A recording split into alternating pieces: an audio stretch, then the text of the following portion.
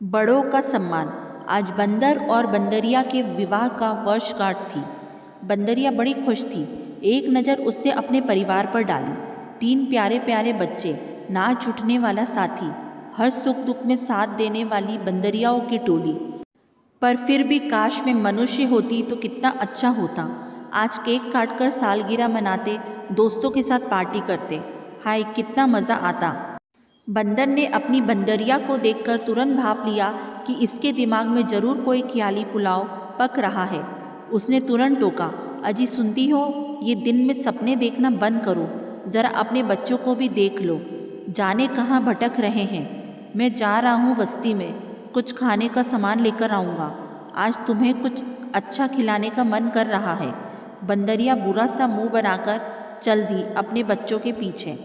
जैसे जैसे सूरज चढ़ रहा था उसका पारा भी चढ़ रहा था। अच्छे पकवान के विषय में सोचती तो मुंह में पानी आ जाता। पता नहीं मेरा बंदर आज मुझे क्या खिलाने वाला है। अभी तक नहीं आया।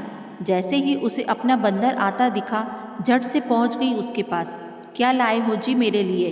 दो ना, मुझे बड़ी भूख लगी है। यह क्या, तुम तो खाली हाथ आ गए? हाँ, कुछ नहीं मिला, यही जंगल से कुछ लाता हूँ। नहीं चाहिए मुझे कुछ भी।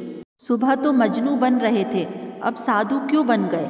अरे भाग्यवन, जरा चुप भी रह लिया कर, पूरे दिन कचकच किए रहती है। हाँ हाँ क्यों नहीं, मैं ही ज़्यादा बोलती हूँ।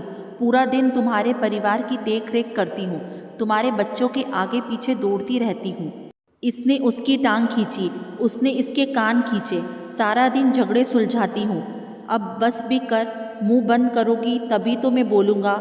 गया था मैं तेरे लिए पकवान लेने शर्मा जी की छत पर। रसोई की खिड़की से एक आलू का परांठा झटक भी लिया था मैंने, पर तभी शर्मा जी की बड़ी बहू की आवाज़ सुनाई पड़ी। अरे अम्मा जी, अब क्या बताऊँ, ये और बच्चे नाश्ता कर चुके हैं। मैंने भी खा लिया है और आपके लिए भी एक परांठा रखा था मैंने, पर खिड़की से बंदर उठा ले गया। अब क्या करूं? फिर से चूल्हा चौका तो नहीं कर सकती। आप देवरानी जी के वहाँ जाकर खा ले। पर मुझे दवा खानी है बेटा। तो मैं क्या करूं अम्मा जी? वैसे भी आप शायद भूल गई हैं, आज से आपको वही खाना है।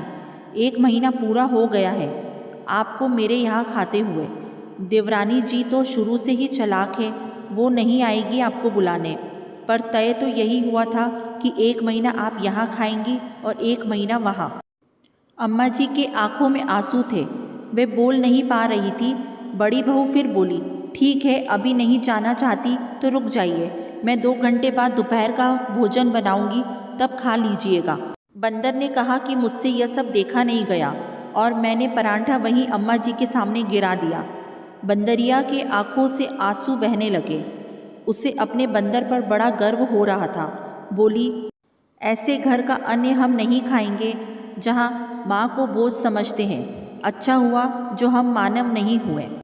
सीख, ये कहानी हमें समझाती है कि अगर जानवर होकर एक बंदर बड़ों की कद्र करना जानता है, तो फिर मानव के अंदर से मानवता खत्म कैसे हो रही है। वो अपने माँ बाप की, अपनों से बड़ों की इज्जत क्यों नहीं करता? उनकी देखभाल क्यों नहीं करता? क्यों वो अपने बच्चों को ऐसे संस्कार विरासत में दे रहा है कि जब स्वयं उसका बुढ़ापा आएगा तो उसी के बच्चे उसके साथ ऐसा क्रूर व्यवहार करें। इसलिए अपने बड़ों की कद्र और इज्जत करना सीखें।